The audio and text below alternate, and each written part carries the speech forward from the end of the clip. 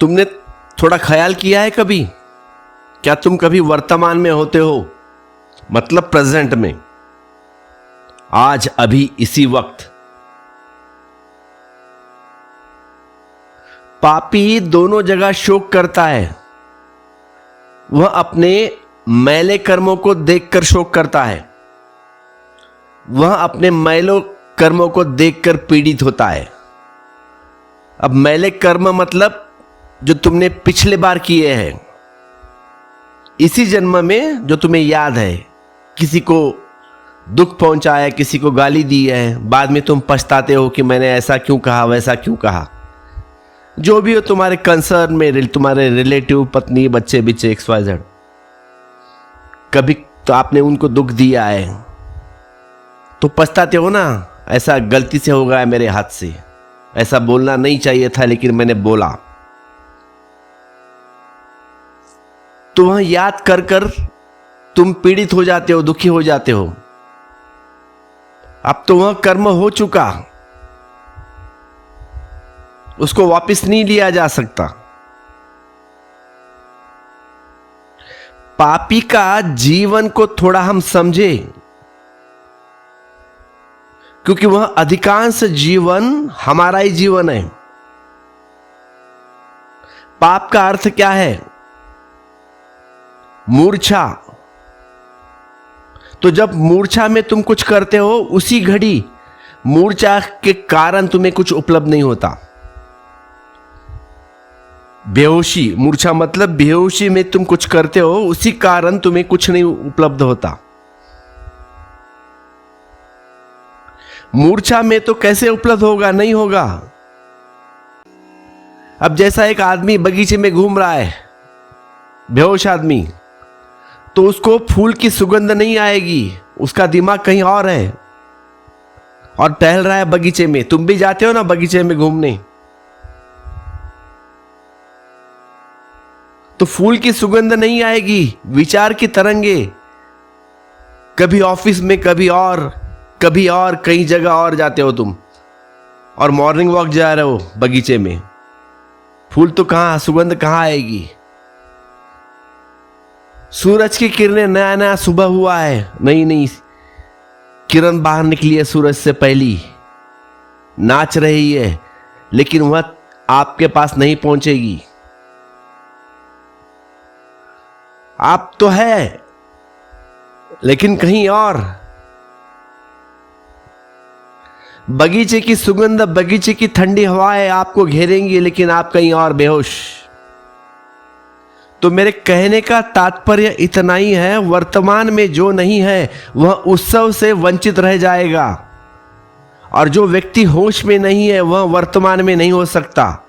जो व्यक्ति होश में नहीं है वह व्यक्ति वर्तमान में नहीं हो सकता। वर्तमान में होना और होश में होना एक बात को कहने के दो ढंग है। तो पापी व्यक्ति कभी जी नहीं पाता। पापी मतलब बेहोश में रहने वाला व्यक्ति। किस लिए पैदा हुए पता नहीं, क्या खा रहे हो पता नहीं, क्यों जी रहे हो पता नहीं, इस व्यक्ति को मैं पापी कहता हूं। केवल जीने के लिए योजना बनाता है, या जो जीवन उसने कभी नहीं जिया उसके बारे में सोचते रहना। वो जीवन कभी जिया ही नहीं है, स्मृति संयोजित करता है, कलेक्शन। जो जीवन नहीं जगा उसकी कल्पना, थिंकिंग, सोच, सपने निर्मित करता है, लेकिन जीता कभी नहीं। क्योंकि जीना तो अभी और यही है। तो पापी जीवन से वंचित रह जाता है, ध्यान रखना। भगवान बुद्ध यह नहीं कह रहे हैं जैसे साधारण धर्मगुरु, तुम्हारे कथाकार, तुम्हारे पंडित पुरोहित कहते हैं कि पापी दुख पाता है। सुनते हो ना तुम, पापी दुख पाता है क्योंकि उसने पाप किया। परमात्मा ने उसे पाप का फल दिया या देगा। तो भगवान बुद्ध परमात्मा को बीच में लाते ही नहीं है यहां पे। बुद्ध तो यह कह रहे हैं कि पापी इस लोक में और उस लोक में भी सुख से वंचित रहेगा।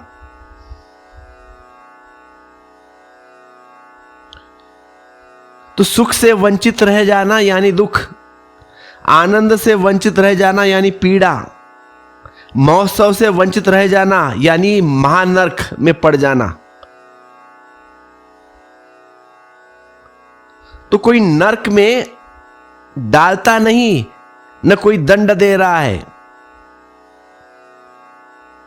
न नर्क में कोई तेल गरम करके नहीं रखा है कि पापी आया कि डाल दो उसमें अंदर।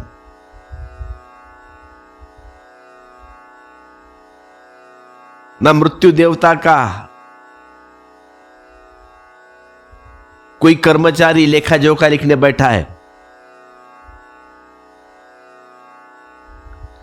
लेकिन पाप के जीने का ढंग ऐसा है कि वह चूक जाता है, और इस लोक में चूक जाता है, वह परलोक में भी चूक जाएगा, क्योंकि चूकने की आदत मजबूत होती जाएगी।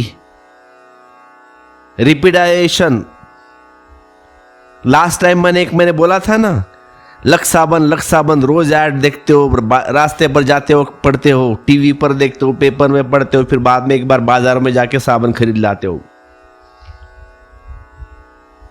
ऐसा ही रिपीटाइजेशन से तुम आदत से मजबूर